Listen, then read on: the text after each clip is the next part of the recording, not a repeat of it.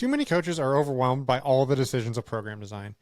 They spend a ton of time crafting a program only to have a client leave after just a few sessions. Mike Perry and Eric Diagati from Principles of Program Design are here to help us make better plans for our clients that will help us keep them forever and without reinventing the wheel. Welcome to the Strength Coach Collective, a podcast brought to you by Two Brain Business. We are here to help advance the strength and conditioning coaching community by bringing you a wide range of experts in the field. You can join our group at strengthcoachcollective.com. Mike, Eric, thanks for doing this. This is awesome. Appreciate you guys jumping on. Absolutely. Thanks for having us, Kenny. Yeah. So with Principles of Program Design, let's kind of talk. I'd love to hear the backstory, how you guys got to where you are now. You guys have been doing this for a while. So I'd love to hear a bit about that before we get deeper into what you guys specifically do and how we can help everybody. Mike, you want to take the lead? We'll see if our stories match like the dating game. Yeah. It started with a romantic evening in Jersey. No. That's not how I remember. So I've been in this game for 21 years, Eric a little bit longer than I, and throughout that time, I've done a lot of stuff, made a lot of mistakes. I've been fortunate enough to work with FMS as a lead instructor, also to work with Strong First as a barbell kettlebell instructor as well. In addition to that, I've been running my own gym called Skill of Strength. We're located in Chelmsford, Mass, and we've been doing that for 14 years. And at the very beginning of my career, I was a pretty good coach. But what I realized is that being a pretty good coach doesn't mean that you're going to be a pretty good business owner. And I learned relatively quickly that I wasn't scalable. And I needed to create systems that would allow me to do my best to make the gym repeatable, scalable, and sustainable. So it wasn't me trying to please everybody all the time. And, that was a big part of it. And then Eric and I, through the years, were teaching for FMS, and we started to get all these questions about, like, guys, what about this? What do I do with this? And there was always these questions about what's next? And we're like, well, it's kind of two directions here. One is sort of getting people to understand how to implement and, do exercise technique. But programming is like the biggest one, where people just didn't know where things went. Like even worse than we thought. Like literally they just took a bunch of exercises, threw it in a pot and said, here's your program. And that is no way to do it. So one of the things we realized early was if we just gave people a simple template to follow, it would make them better. And that's really the origin story of PPD, and what we're trying to do here is trying to honestly help young coaches expedite the process and being great. And hopefully they don't make as many mistakes as we did along the years. So that's my side of the story. We'll see what Eric has to say. Yeah, just to pick up where Mike left off, it started with programming, but we always had this vision that it had to be more than sets and reps. There's a lot of sets and reps guys out there with templates. It had to be more than that. And then looking into it, seeing, okay, well, where's the weak link with a lot of people? And one is that we saw the 6 to 24 epidemic, which I always talk about. What's a 6 to 24 is kind of the average lifespan in our industry, 6 to 24 months. And then they go back to, whatever it is, as another career.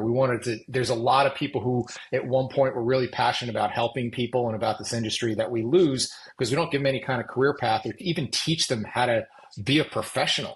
And it's kind of like, in like Step Brothers, like, what do I do with my hair in the morning? Like, they don't know like what to do. And so it's like, all right, let's lead you through this client journey. Like, here's what you're going to think about before they even walk in the door. And then once they walk in the door, these are the questions that you should be asking. And then from there, here's the data you should collect. And then based on that data, here's how you start to form some thoughts. And here's how programs start together. But then realize that these are human beings that are going to change. And here's how you need to adjust to those changes. And then basically letting you go through this whole journey to build this relationship with another human being that's going to trust you with their health. And so that comes with a certain amount of responsibility. And we believe that to earn that responsibility, you have to be able to meet certain marks and read a certain level of professionalism, almost like we were kind of joking before we went live here and saying people should expect more from you. And so because of that, you can then be able to expect more from yourself and from this as a profession and a real career. Yeah, totally. I agree on all counts. And I think, yeah, as we were talking before we went live, like the respect that coaches get is underappreciated, or I guess they don't get as much respect as they should. And like, I dream of a day where somebody looks at like they call somebody coach like they would call somebody doctor. And I think and that sounds so like grandiose, but I feel like we have such a, and this is coming more to the forefront currently, but I think that the health and wellness, like we have so much power over somebody's life to extend their lifespan, improve their health span as a coach. But so many of us come in under equipped, make a lot of mistakes, burn through some bodies, do things inefficiently, and then a lot of people unfortunately wash out and go do something else that is a little bit more financially or financially rewarding or just more productive for them. So yeah, same page. And I think that what we're going to get into here in a second is hopefully making people do this better in this window. So what does that look like? What we're going to get into today is the efficiency within program design, but I think that what you just opened up is, how to do this better. And then we can talk about how to do it maybe faster, more efficiently. So, yeah, I would say first, the bad rap is rightfully owned for a lot of us. And I'm not going to say that I wasn't guilty of it early on, but the visual I give people is that if you went into a restaurant and they had no menus and the kitchen had no recipes, what would that be? It'd be chaos. But that's what you walk into when you walk in and you hear a trainer go, well, what do you want to do today? And then they scramble and say, oh, let's try this. Oh, let's go try this. Oh, I saw this on YouTube today. Let's try this. Why would you have any respect for that? If your doctor did that and you said, hey, try this one. A rep gave me this one today. Try this. You would never go back to that doctor again. And so if you want to earn that professionalism, you need to have some systems and checklists in place that meet people where they're at. And to do that, you're going to have to do a little homework before that person walks in the door. You can't just have no recipe and no menu and expect to have a smooth running machine. But that's unfortunately how a lot of businesses and professions are ran in the fitness industry. Yeah, totally. It's one of the biggest downfalls, I think, of it is the low barrier of entry. I mean, you can do it in an hour over a weekend and call yourself a coach and then, be on the same playing field as somebody who's may have spent 20 years in this industry like you guys have. So yeah, I agree. Where does somebody start with that? Like, what's that look like as far as the client journey and what the homework you should be doing before? How does somebody professionalize this? Well, I think one of the things that we always try to encourage is capturing as much data prior to actually meeting the person in person, right? Because you want to be as efficient as possible. So there's different ways that you can do an intake, par queue, et cetera. But for us, when the client walks through the doors, and this is obviously brick and mortar, we want it to be an experience, and we actually teach the coaches how to talk to someone, how to greet someone, how to say hello, how to ask better questions, not, hey, how was Saturday? How was your daughter's recital on Sunday night? That must have been such an amazing experience, right? How to connect, because what we're realizing is that there's this gap in communication. And a lot of coaches just don't know how to converse in a way that is normal and natural and flowing. So what we've done is we've literally provided like these key questions where it's like, hey, like here's how you make the pizza, just eat the pizza. I mean, make the pizza, right? Just follow these questions. And what we've realized is that by asking better questions, we can instantaneously make you a better coach just by following the script. And again, it's not robotic. You can put your own spin and flavor on it, but a big part of it just comes with your ability to gather really quality information from the people that you're working with. And that just starts with really good questions and what we call the key questions. Nice. Could you give some examples? Eric, you want to take this? Yeah. So one of the biggest flaws you see in any service industry is I always say they don't ask the second question, right? They have their head down on their clipboard and they say, okay, what's your goal? Oh, you want to lose weight? Great. Next question. What's this? And without going a little bit further, I say you need to be like a 2-year-old. What's a 2-year-old love to ask? Why? Why? Because the first answer they give is never why they're really there. Right? Why are you really here? And if you don't get to that second, third, fourth answer, you're never going to get the root of it, of what the real driver is, why they're there. And that's going to be the thing you need to kind of remind them on, because there's going to be days they're not going to want to work there. There's going to be days they're going to want to skip sessions. And you need to remind them, like, this isn't You told me that this was about something bigger than you, that this was about being someone that your kids could look up to. This was about doing something that everybody said you couldn't do. Whatever that true driver is, you're never getting to that in the first question. So you need to ask the second question. So, okay, let's just say, oh, I want to lose weight. Okay, well, why do you want to lose weight? Oh, well, I don't like the way I look in the mirror. Okay, so if you like the way you look in the mirror, but you didn't lose any weight, would you care? I guess not. Okay, so then weight's not the real issue here. It's really a look. Okay, so then how are you going to know when you look the way you want to look? Oh, well, I have this pair of jeans if I could fit in. Okay, now we're starting to get to some real answers. And then what is ultimately you're looking to have? And then you start to get a little bit deeper, and it's like, this isn't about a number on a scale. This is about your identity. And you're trying to either gain a new identity or reclaim an old one. And so that's really the essence of why you're here. When you can get to that, that's when you're going to build what we call forever clients. Forever clients are the clients that don't leave. Like I have clients I literally have had for 20 plus years, some almost 25. They aren't going anywhere. And it's because you tap into that next layer. We do this in a live exercise thing where we pull people up out of the crowd in our live course, and we have someone who's the client, someone who's the new or who's the trainer or coach. And we ask them just to go through and ask questions. They don't ask the second question. And I remember one instance that stood out in my mind. There was a woman, and she started talking, and she identified herself as a runner. And she said, but she had knee problems, so she doesn't run anymore. So the person just kind of said, oh, you have a knee issue? Oh, okay, great. Keep going. Oh, and then just kind of glided over. And then without asking deeper questions. And then say, well, you used to be a runner. Would you like to run again? And the woman started to get emotional. And I said, I can't promise you anything, but if we can figure out what's going on with his knee and you can start running again, what would that mean to you? She got choked up. She's like, I would have you at my house for Thanksgiving dinner. and it's like, that's the magic spot. Now you've gotten her hooked. Now you've tapped into who she is and why she's really here. Not because of a name, not because of running, not because she wanted to lose weight. Because when she originally said what her goal was, it was like, I want to do my first chin-up. It's like that had nothing to do with why she was really there. And if you can tap into that and be masterful at asking the right questions and then shut up and listen, you're going to set yourself apart from everybody else in the industry. Yeah, totally. I mean, we do consults at our gym. A lot of gyms don't. Like they do free trials or whatever. And the worst case scenario, this is they try and just smash somebody with some trial workout and assume that that's going to be they're going to sell them on abuse. But I'll spend 30 to 45, even an hour sometimes with just getting into deeper stuff with people. And I find people are often like really surprised by that, the experience and the things that we're talking through, because we do get really deep. And all of a sudden we're talking about their grandkids and their future and what they want to do in 30 years. And like you said, I've got people I've worked with forever for all the same reasons. But I think that coaches tend to want to just, it's whatever's on display in the beginning, and that's what they do. And it's quite unfortunate. And so I thought, I love what you just said. That's awesome. That's the difference between. And you're talking, this is a consult. This is not a lie. Yeah, totally. Exactly. But this is not a lie. Like again, they're not coming in, they're not trialing, and you're not trying to pepper them while they're doing, 150 burpees or whatever. This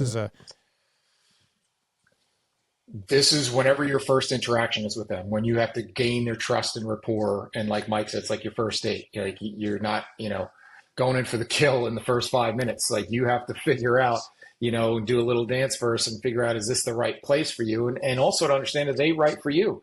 I've had many people say, you're probably not the right fit for my type of coaching. I'm going to find you someone who is, because I'd rather do that than have you come on board with me and fail, because that's the worst advertisement I can have. Yeah, that's, again, I've said this before, but I love what you just said. And it is like the help first. Like we're just trying to help people. And I think, again, people assume there's going to be some slimy sales process they probably had an experience with at another gym, but saying, I just want to be able to tell you what's best for you. And if that's me, great. And if it's not, like, that's great too. It's interesting. I've taken sales courses and I've done all the sales stuff. I know all the tactics, but I think when you go into the consultation with brutal honesty and a skill set, knowing that you can help someone, it makes the selling process that much easier. Because when people come in and they do a consultation with us, same thing, we get to know them. But you know what one piece of advice that I always give them, and this seems to be something that has been a relative game changer for us, is that I said, hey, look, we'd love to have you here.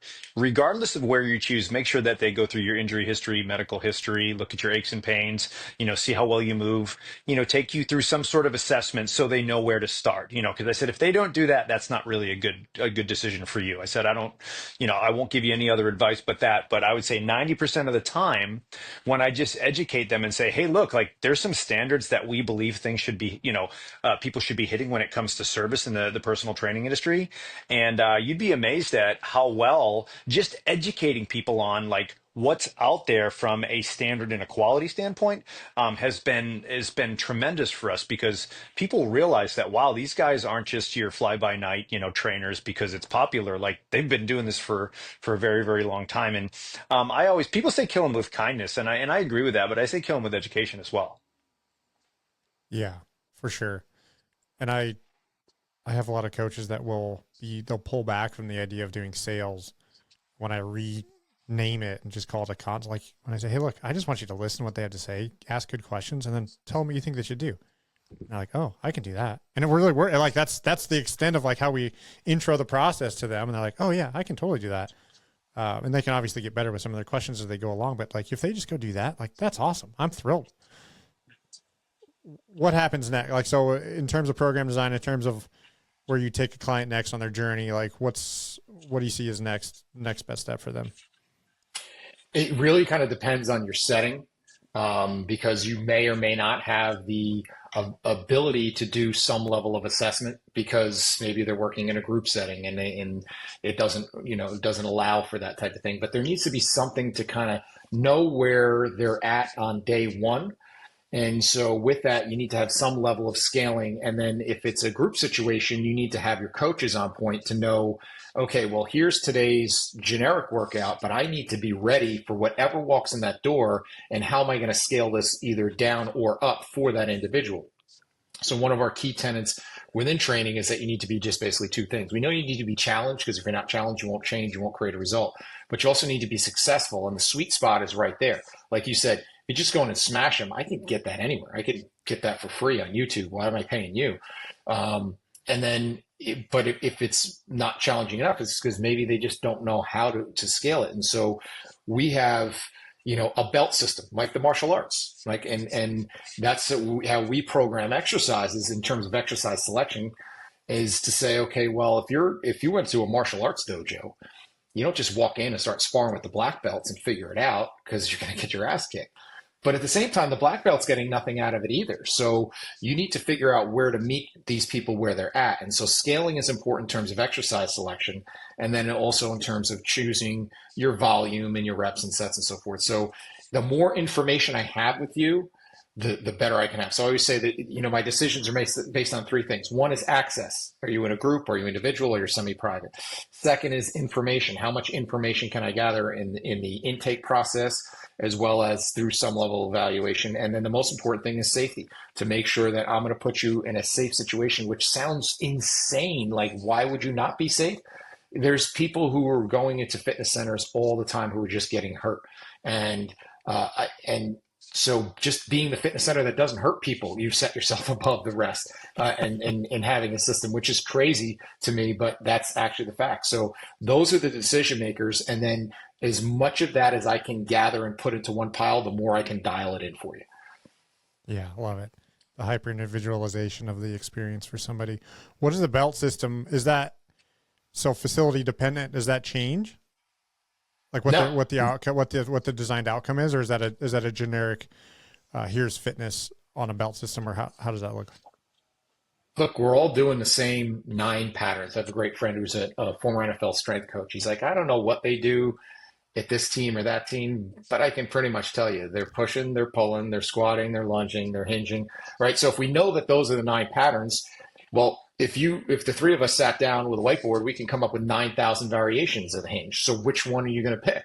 Well, we try to classify it as objectively as possible into a belt system. So start off with just a simple white belt. Can you even get into the position and range of motion required and maintain that? If you can't maintain that for 30 seconds without any load and with support, well, there's no point loading it at this point, right? And only bad things are going to happen. So let's just start there.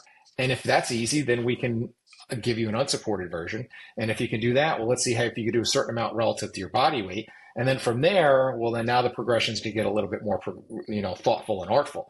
But you got to go through your basic ABCs before you can get into some of the more advanced stuff. And so it's a very simple, just guardrail system to make sure that you're not jumping somebody ahead of where they should be. Now, once you get there and you've kind of, the whole thing I want to have is if I have this thing that I talk about, if I was the czar of exercise, like if there was a person in charge of all exercise and I was in quality control of all exercise in the world, if I walked into your facility and I said, okay, well, why is this person doing this? You should have a nice, progression and cogent answer to say, well, they've earned this and they got up to here and now that's why they're here. Great, awesome, go about your doing. Because at that point, we really don't care what you do, right? Whether you do your split squat with a kettlebell or a sandbag or a dumbbell or foot elevated or foot, it doesn't matter as long as you're in and putting them in a place where they're successful and challenged. And that's all we're looking to do is give you some guardrails. I'm not trying to take away the artistic ability or take away your skill set that you already have. I'm just organizing it. Yeah. And again, it's just in terms of some of the fears I hear is that coaches tend to be reticent to pull things away from people or scale them down. But I think a lot of the times that's based on a lack of an education or confidence in what they're going to be able to tell somebody and why. Like I find that I don't have a problem with it and say, hey, look, this is where you performed in this. So we're going to do this. Like, okay, cool. Like it's me a little bit more involved in that, but you get the point. And I think that belt system or some sort of a progression can easily demonstrate to somebody, hey, look, like this is where you're at. That's awesome. We're going to fix that. And then we're going to move you along. But you like for you to do something over here in black and a black belt level of fitness, like that's probably irresponsible. And we're going to get you there if that's your goal. But for right now, that doesn't really pertain. So are you guys evaluating somebody before they begin, or is it a moving target? Like not a moving target, but as they flow through the program, are they getting evaluated? Well, so where we sort of take things off is we have the belt system is more about sort of looking at, yes, there is a qualitative component and there's a competency sort of component, but really what we're trying to see is, hey, can they get into these positions? And once they get into these positions, how long can they hold these positions? So there is some qualitative stuff built in, but what it does based off of the way that we've put our algorithm together based off of these assessments, it's going to shoot us in a direction of what load to choose, whether it's, assisted body weight, or some sort of external. So what we've done, and Eric is like the guru with this stuff. He looked at all the top strength coaches in the world and looked at their data and standards for athletes and analyzed all this data and said, well, based off of what all the smartest people in the world are saying and our own experience, here's some guidelines and some rails that, if most people could follow these basic systems and algorithms and templates, they're going to do really, really well. And that's how sort of the belt system was really born, was Eric just compiling data and just kind of saying, wow, look at all these similarities. There's got to be something here. And then we put literally our heads together and started saying, well, what about this? And, it's been pretty cool because we've tested it, because we always like to try to poke holes in what we do. Anything we put together, we're like, all right, let's try to blow it up now. Let's try to pick it apart. And the belt system is something that we're like, man, this is pretty rock solid, and it works. It works really well, and that's something that we are always looking to fine tune. But it really checks a lot of boxes, and it can make. You talk about scaling. There's no need for scaling or progressing and regressing when you have this assessment built in. It kind of spits it right out for you. And that's the beauty of it. It kind of tells you where to start. And if you can do a good movement assessment and then use our belt assessment, I mean, the rest is just good coaching and not hurt them. Cool. Eric, you got anything to add? You're the nerd on this one, it sounds like. Yeah, well, it's as nerdy as it is, Kenny. It basically comes back to and this is kind of and Mike talks a lot about. I think he just had a post yesterday about the difference between knowledge and wisdom. Like, knowledge is all the stuff I tried to convince you about in the first 5 years of my training and try to impress you with all Latin terms that I knew. And then wisdom is the more I just sit back and don't say anything now. And wisdom is, when it comes to programming, is the reality is I don't really care what's in your program. Okay. And when I say don't care, it's not meaning I care about the outcome, but whether I give you a deadlift or whether I give you a thoracic mobilization or whether I give you a yoga pose, I really don't care. It doesn't like I have an incentive, I get a special kickback on every deadlift I do, program. It doesn't matter to me. It's whatever is going to get you there the fastest. And so I'm and one of the things we really wanted to do when we put this whole thing together was be agnostic to whatever system it is. So if you like, wanting to do more movement stuff, whether it's Alexander, Feldenkrais, FRC, great. Here's where it plugs in. You want to do 5-3-1 West Side, whatever method you want from that standpoint. Great. Here's where it plugs in. You want to do kettlebells. Awesome. Great. We don't really care. It's just you just have a rhyme and a reason and have a system and a series of checklists. And that's really the biggest thing that everything keeps boiling back to is checklists. Is right. If I don't know who does the food shopping in your house. I do the food shop in my house because I end up doing most of the cooking. And so if you don't go with a checklist, you end up buying a bunch of, like we always joke, me and Mike joke, you end up with 2 bags of kale that you throw out next week because you didn't really need it. You had no plan to cook it. You had nothing, no system for using it.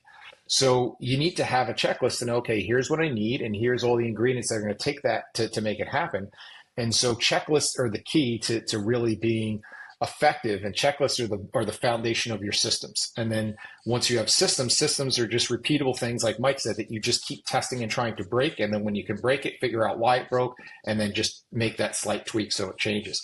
And something I know we're going to get into is then the system of actually programming itself. Like, it shouldn't be taking hours and hours to do this. It sounds really complex, but it shouldn't be. No, not at all. So one other thing that I just want to add about, that sort of, to dovetail or sort of add on to what Eric was saying is, programming is only necessary. I mean, programming is only complicated when you aren't starting with a solid template. It literally becomes sort of like a stew of just exercise and stretches, and you just throw it in and hope it tastes good at the end. And it just doesn't work. Sometimes it might, but again, it's, when if you want to scale, if you want to grow, you just simply can't guess. It won't work. I don't care how good you are. You can be a healer and touch people on the head, but you can only touch so many heads, right? So at the end of the day, the systems and pressure testing your systems are what will allow you to scale your business. Yeah, for sure. What's the broad scope of the series of checklists? And not going one way doesn't make a lot of sense, but like where we talked about it a couple of times, like where, like, so intake, testing, where are we going? Okay. So the first thing is we need to get people to understand, and again, this sounds crazy, but you need to understand the difference between a program and a workout. They're not necessarily the same thing, right? Workouts are within a program, but workouts are just that. A program is, okay, these are going to be the steps. Here's the end goal over here, and here's where we're starting. The program is all the steps to get us there, and the workouts are one of those vehicles within that program. Now, understanding that, we have simple checklists. We have 10 things that are the checklist of things for your program. Okay. Number 1, what's your goal? Number 2, how much time do we have? Number 3, what a little bit about the individual. Number 4, what movements are we going to pick? Like, that's just kind of our checklist. And then say, okay, how are we then going to disperse this into a program or into a workout? Okay. And how are we going to spread those workouts out? Well, we have a separate checklist for that. That's our 5Fs to say, okay, here's the things that should be in each workout, right? You should have, something to make sure that we're, if not improving, at least maintaining function. Do we have some sort of, the basic foundations in there? Do we have certain fillers where we can get in the work that maybe we couldn't get otherwise? So we have these simple checklists that we go through, and to say, make sure I don't miss anything. That's the whole point of the checklist there. And then once you have that and say, okay, well, now I know, well, go back to our patterns. We have those basic patterns we need to hit. Well, now everything is already kind of in this nice little template. Now it's just a matter of adjustment. So from a time perspective, right? I started off, just like everybody else does. You sit down at Starbucks, a blank white sheet of paper, and I got to write Kenny's program, right? And you realize like 3 hours later, you're like, shit, I just lost $25 probably, training Kenny here. How does this make sense as a business? But if like, as special as Kenny is, there's a lot of people that are kind of like Kenny. So if I have a basic template that's the Kenny template, then it's just a matter of when the next Kenny comes in with a slight alteration, I just have to make the slight alteration. I don't have to start from scratch again. So if someone came up to you in that coffee shop and said, hey, could you write me a fitness program? You could easily, any of us could get out a napkin and scratch it down and hand it back to them and say, oh, this is great. But then they're going to turn to you and they're going to say, yeah, this is great, but, and that but is going to be a limitation. That but is, well, I have this shoulder issue, or I have this knee issue, or that but is I don't have time to do 4 days a week, or I don't have all this equipment, or I don't know how to do all these things, or I don't have, this or that. There's basically 8 or 9 limitations that encompass just about every limitation you're going to have. And so if you now hit that ahead of time, well, now I have a template for each limitation that's a variation of the Kenny program. Now all I have to do is swipe that one out, swipe this one in, and then maybe make one more slight tweak because maybe that lower body restriction for you is a knee and for somebody else is an ankle. But now that process took me 5-10 minutes as opposed to taking 3 hours. And then from there, all the adjustments are just progressions and regressions. And, we've had this philosophical conversation about if someone's just training for general fitness, the changes from that point are really more for entertainment and engagement value more than they are for physiological purposes. So you just have to do enough to keep them engaged and moving forward while still maintaining within the same guardrails of all those checklists that we set up in the beginning. Yeah, love it. And it's so true to all of you just said. I mean, I was the guy, I hated program. I love principles of programs. I've taken so many courses, learned as much as I could.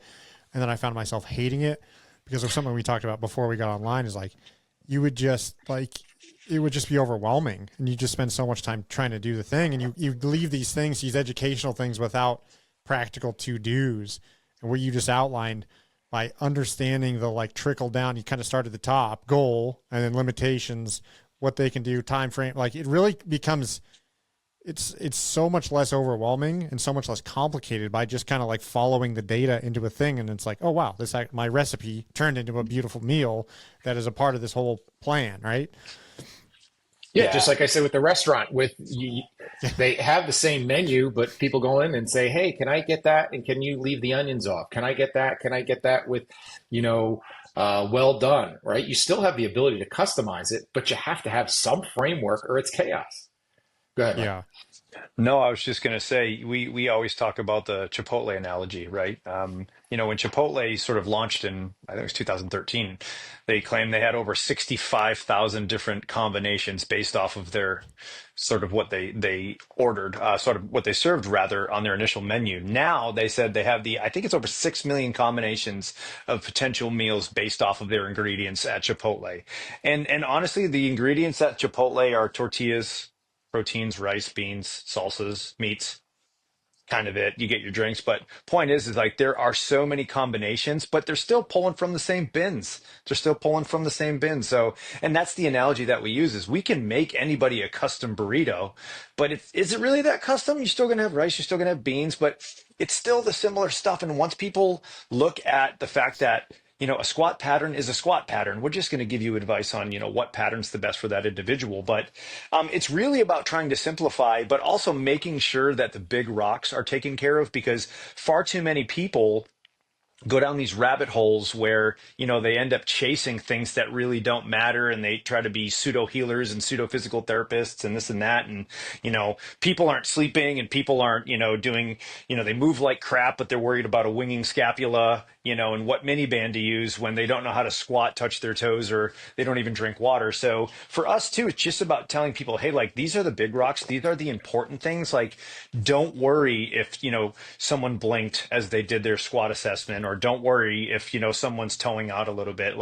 These aren't huge details, right? Focus on the big rocks first. And then if you want to go down the rabbit hole, later, cool. But, you can't major in the minors when it comes to program design. Yeah, totally. And I think that sometimes there's two ways to take this sometimes. Sometimes it's over boring where like I've shown my coaches templates. I'm like, here, just use this. I'm like, well, that's boring. Like I got to use this. I'm like, well, no, but this is where the magic happens, is the individualization to, again, to go through those checklists, to understand their why, what they're limited. Like there's so much more magic to that, like mastery as a chef rather than a cook. Once you understand the basics of preparing the food, we're gonna get off the restaurant analogy at one point, maybe, but maybe not. Maybe it's just Not can stay. not with a guy with an I at the end of his last name. Everything comes back to food.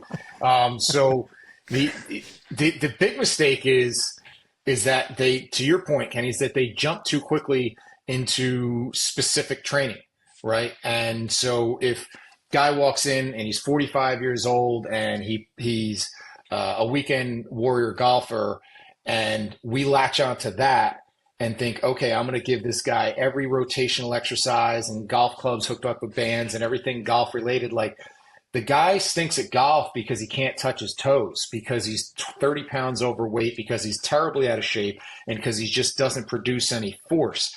He doesn't need specific golf training. You don't have, okay, a master's level golfer in your hand. You have a person who's unfit. So, and that's one of the things that, like, and I know you get a lot of CrossFit population. That's one of the elegances of CrossFit, is that they're really good at just general physical preparation, right? It's not necessarily getting you good for something specific. It's getting you really physically prepared for any environment that you're going to walk into.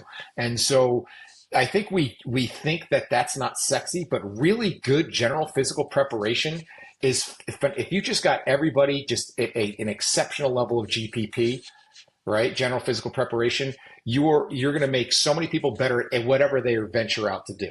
Then you can worry about dabbling, getting specific. Specific is sexy. It makes for good, short reels on Instagram, but it doesn't move the needle for most people, because and that's really what the belt system also kind of reels you in to say, you haven't earned the right to be specific yet. You're trying to do some high level purple belt stuff. You still haven't earned your basic belts yet. And so that's really why it is. It's trying to keep you in the guardrails. Now, once you get there, that's where we have a lot more freedom to do stuff, but only if you've kind of earned those stripes. Totally. Do you have any insights on how to gain that confidence as a coach to be able to, again, confidently tell somebody, like, I wouldn't word it this way, but you haven't earned the right to do this? Like how, because that's a hard thing, I think, for younger coaches or less experienced coaches, because they feel like they want to, like, the client comes in with something that they want, and it's like, well, I'm going to give them what they want. They just asked for this.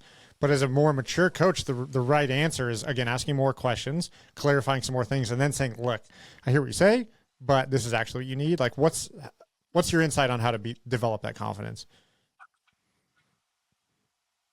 You want to take a shot at that one, Mike? I have my thoughts, but go ahead.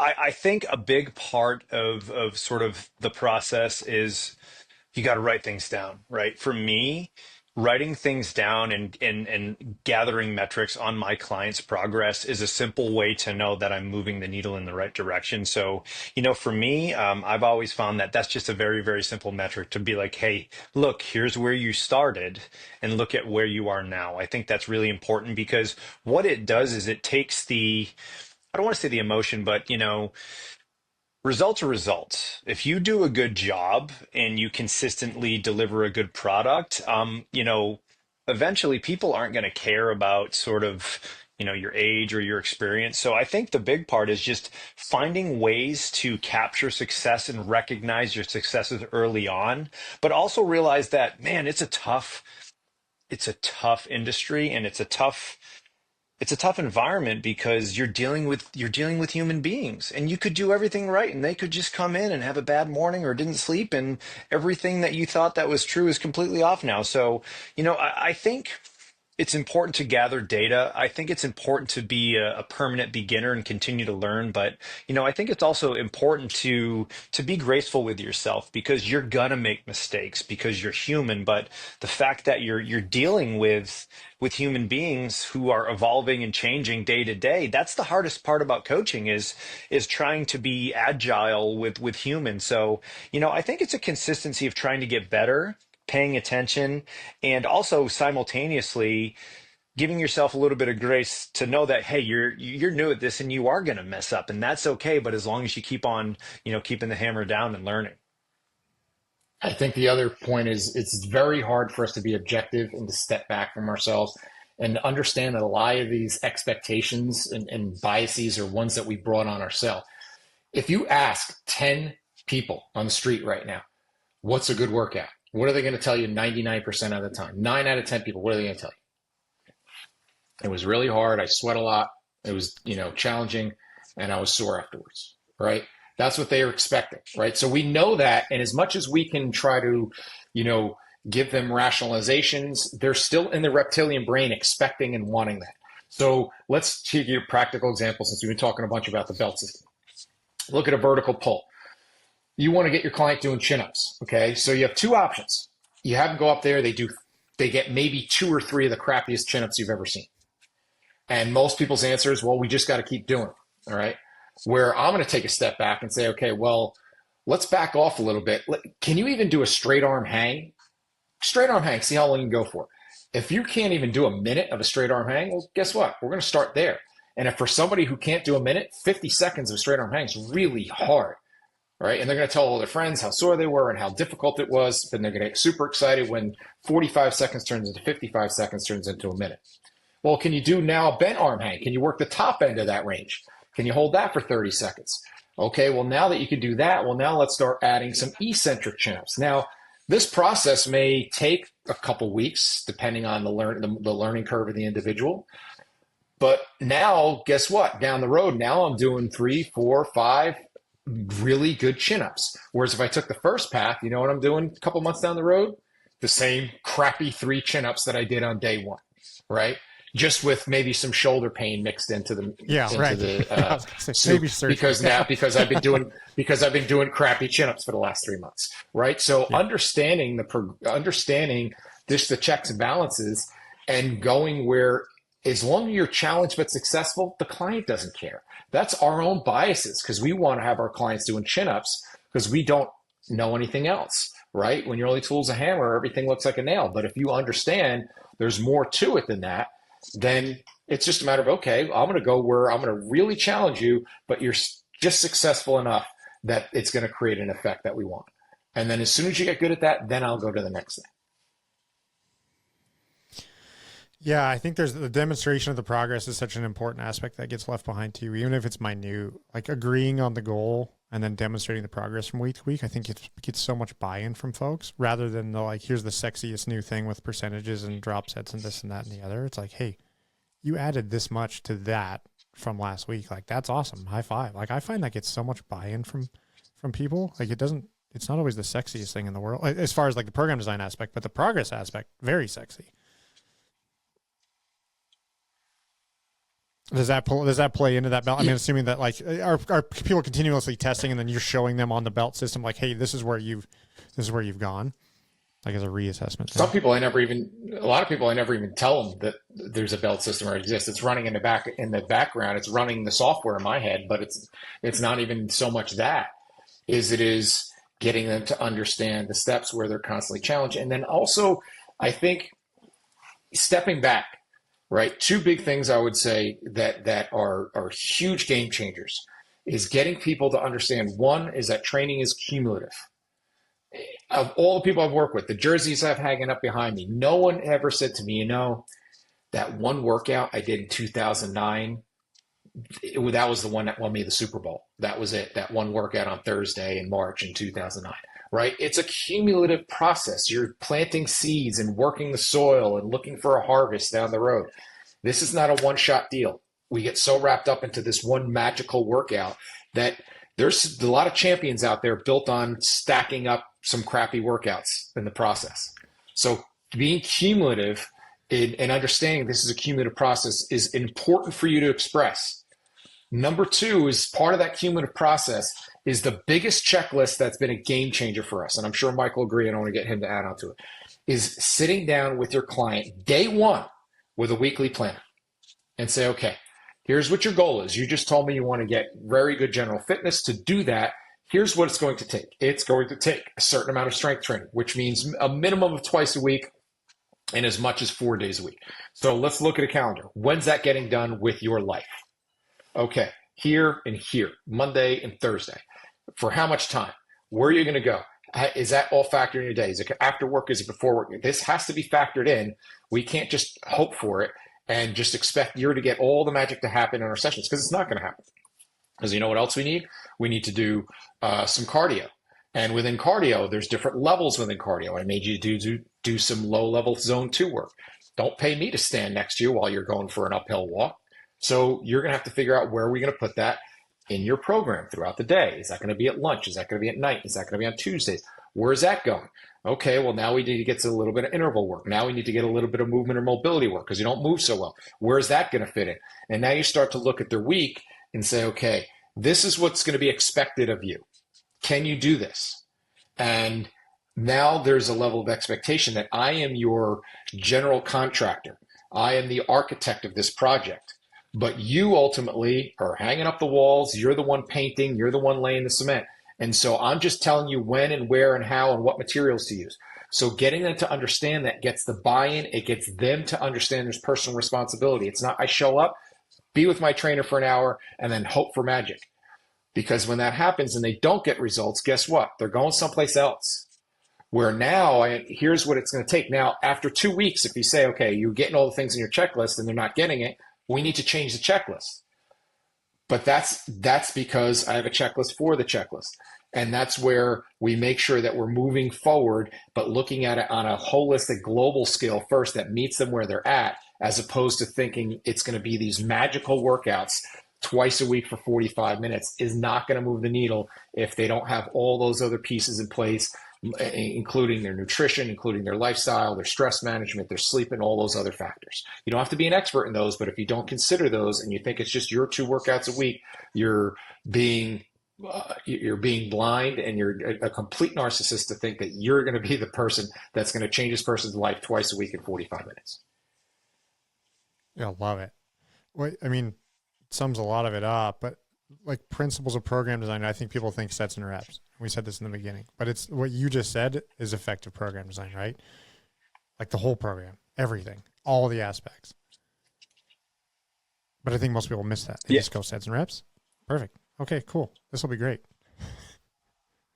Well, what we realize is that, again, it's the sets and reps are important, but they're not. Like once you learn the basics of like, hey, right, for hypertrophy, here's your sweet spot. For strength, here's your sweet spot. I mean, there's science that's been around forever as sets and reps, and obviously, there's an art and a science to it, but it doesn't have to be that complicated once you understand the basic science and understand what the adaptations are that you're looking for, because that's what we say. We care about adaptations. We don't care what modality you use or what method you use or what implement you use, right? The adaptation is the goal, and that's how we look at everything. Is we just try to step back and say, what is the best way to get there? What is the best tool? What is the best environment? What is the best set and rep range? And then again, we bounce everything off of our checklist to make sure that we're not missing everything. But I think it just comes down to, again, just checking your work, doing our due diligence, and using the old saying, measure twice, cut once, right? I'll speak for myself. Like I've made so many poor decisions over my career just by not asking better questions. So for me, I had the sets and reps down, but it was the other stuff that made me that much better. So what we're doing is just really sharing, a lot of the big impactful things that we've learned throughout our careers, and then trying to pass that on to the the coaches and the business owners that we are fortunate enough to work and grow with. The other thing too, Kenny, is that you have to meet us where we're at in terms of what you read in your textbook and what you see on social media may be great, but it doesn't apply to your situation, right? So I worked in performance for a lot of years. And so I would see these really detailed, incredible programs that strength coaches would post. But okay, the reality is I have a high school football team in a weight room with 3 racks. I have 40 kids in there at once. 20% of them have never touched a weight before in their life. I have 45 minutes to get them in and out and on the practice field. How am I going to get this done without killing somebody, right? And so understanding that there's this perfect world that you read about in your textbook, But then you have real people and you have real situations, and you realize, okay, I put together this intricate circuit for this person to do because it's the perfect Metcon circuit that I've read up about. But then you realize this person works out at a Planet Fitness on Monday night. And as soon as they walk away from the kettlebell they use on exercise one, somebody stole it and put it in the group fitness room. And now they go back to do their second exercise and the cable's not available. So they're standing there and your whole Metcon just blew up 2 exercises in because you didn't understand your own limitations in terms of logistics, in terms of space, in terms of equipment, in terms of exercise skill that you have to meet with people where they're at. And so the reality of what programming is just as much for that, right? Everybody can be a hero if you're at the Olympic Training Center with unlimited access to athletes and unlimited space and time and equipment and budget. The reality is okay, I'm in a CrossFit box. I'm in a personal training studio with 5 other trainers, and I need to make this work as successfully as possible. And as Mike said, give this person an experience every time they walk in the door. And so that means there needs to be some logistics that are mapped out ahead of time in my program that account for all these limitations that I'm going to encounter. Yeah, smart. Okay, so we've talked about a lot. Let's talk about big rocks and takeaways. So we talked about how people learn a lot and then don't do anything with it. What are your big rocks and takeaways for coaches out there? Want to take that, Eric? Oh, okay. You start. So, I think when you look at the systems that you try to employ, everybody follows the similar recipe. And one is the warm up. That's prepare the body for what's coming up next. Depending on the athlete, some sort of speed, power, balance. Very important for force production, but also for foot speed, catching yourself. Strength training is really important. And then you're going to finish with some energy system development, some conditioning, nice little cool down, and send them on their way. That's pretty much it. There doesn't have to be 37 different blocks. You can have, 4 to 6 blocks in a training session, and that's going to cover everything you need. So, look at your training programs. If you're seeing 15, 16, 17 different exercises on your training program, it's probably a bit too much, and that can very easily be trimmed down to probably, under 10. So, follow the systems, guys. Just follow the basic template of, getting them to move well, getting them stronger, and getting them in good shape. And that's a really good recipe to just get you started. So here's a revelation that I've had most recently, Kenny, is that the fitness industry that Mike and I came up in, 20, 25 years ago is not the same one post-COVID that it is now. And there's some things, unfortunately, that have been lost that we're looking to try to correct. And then there's some things that I think are going in the right direction. And one of the things we kind of dance around a little bit here is like it used to be fitness education was you got a flyer in the mail or in your email. You went and took this course for 3 days. And then what happened was on Monday, everybody in your client list was doing that thing for the next 2 weeks. And then you realized after a couple weeks, this doesn't work for everybody. And everybody's kind of sick of this. And so now I'm going to look for the next thing and I'm going to try that. And then that's not a system. You don't have a brand. You don't have really anything that makes you special or stand out that people are going to drive past other coaches or trainers to find you if that's what you do. Now, to the coach's defense, trainer's defense, you know what? I realized because I taught a lot of those weekend workshops, even if I did my damnedest to teach you as much as possible, I understand you probably forgot 50% of it by the time you left on Monday. And you're going to misinterpret possibly the other 50%. And so that's why one of the things I love is what you guys are doing with mentorships and what we're doing with mentorships is to say, okay, we'll still give you that 3-day experience or that 1-day or 2-day experience live, but you need to back that up with some accountability. You need to back that up with actually, I need to see you do this in practice. So we have a mentorship where you have to submit case studies and show us that you can actually do this, right? With real people that are your clients. And then continually reinforce these principles because there's no way you're going to get it all in it's just not how learning works, right? How many times you took an exam in college and you forgot half of it by Thursday? Because it's just not how we learn. We learn through a slow drip that's much better. And so that's one of the things that I do like in the direction that we're heading is that and Charlie Weingroff had a great post about that this week, is like, if you think you've mastered something in a weekend, you're sadly mistaken. You just got introduced to a new concept and way of thinking, and now it's on you to take it and carry it out and try to figure out how to make it work for you. And so I think for young coaches and trainers is figuring out how something, whatever it is that you're learning is going to not only make you better, but make you, more importantly, be able to serve your people better. Because that's really the biggest thing we need to be. Going back to the first thing we said, we're here to be of service, right? And help people. And so if the end of your weekend course, you learned all these fancy tools to create better internal hip rotation, but if you can't use it practically with, your client on Monday, then okay, you learn a lot of cool tricks that it's ego, stroking for you in your inner circle, but it's not applicable to you being a better coach. Like I said, our ideal is to make people the top 1% of the industry, that people will drive past 10 other coaches to find you, which means you can charge more, which means you can be more selective with who you train, and people never leave you.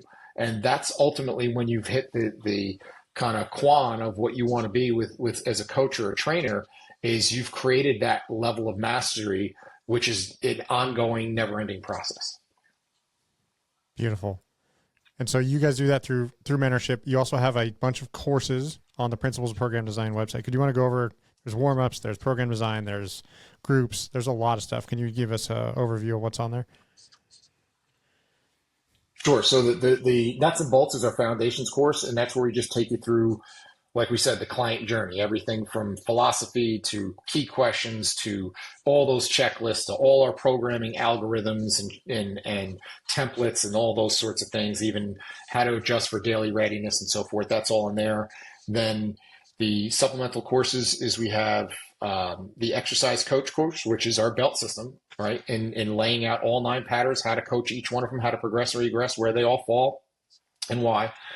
Then you have the 244, which is the next two are kind of Mike's babies. The 244 is our primed warm-up, how to program warm-ups thoughtfully. And it's something that Mike's been doing with his adult group fitness for years.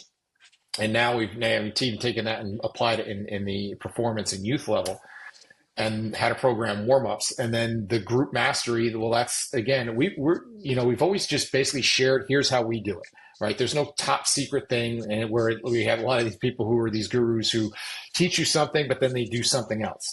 This is exactly what we do. Like, this is Mike's, literally his templates. He uses it at his facility that has one of the most successful group training facilities in the country. That's what group mastery is. And so then all those set the backdrop for, they all come together in our live course, where we just basically give you a live experience of all those things smashed together in a soup. And then the mentorship is the continuation of that. That's where it's a weekly coaching call where we reinforce those things, where half the call is us teaching you in-depth concepts, and then the other half of the call is our members submitting case studies, and then us working as a team to say, well, here's where you could have done that better. Well, here's where you missed this. Did you think of this? Here's where this doesn't match this. Here's where I'd go next with this. Here's where I'd ask them this. And getting them, and it's been an amazing process to see how far our coaches have come and how much better they've gotten, and even the results they've gotten in some of the facility owners that we've worked with that are like, this has been game changing. It's gotten me off the floor. It's gotten to where our coaches are figuring stuff out on their own. It's gotten to where our retention rates and our new, client acquisition rates are through the roof, because we're distinguishing ourselves from everybody else that is in town, just because we're asking that second question, because we have a system, because we're not a beat down on the first intro session, right? That there's some thought behind it. And so that kind of encompasses everything that we're doing now. Plus we're constantly adding new stuff. We were never short on content. We have more online courses we're working on. We have a day 2 that we're doing a special beta course for just our mentorship people that is eventually going to get added some months down the road. So, we have lots of stuff that we got in our heads we got to dump out while it's still in there. That's awesome. Well, thanks guys for doing this. I mean, how we started the conversation in terms of like the professionalization of coaches and providing for a professionalized experience for the client, and allowing coaches to do this for the rest of their lives so they can change as many lives as humanly possible. Like you guys are doing that, and thanks from the industry. So thanks for doing this with me today, and thanks for all the things you guys are doing. And people can find you at principlesofprogramdesign.com. Social media handles. What are where can we find you on Instagram? Principles of Program Design. You'll find us all our stuff there. We have postings of all sorts of clips that you have. You get to see little glimpses of some of our mentorship calls. You get to see whatever rambling thoughts Mike or I have in the course of a week that we'll throw up there, as well as clips from our own podcast where we'll interview some of our mentors that we've had throughout the way. Beautiful. All right. Thanks again, you guys. Talk soon. Thank you, Kenny. Thanks for having Appreciate us. the opportunity. As always, thanks for joining us. Don't forget, you can join our group at strengthcoachcollective.com.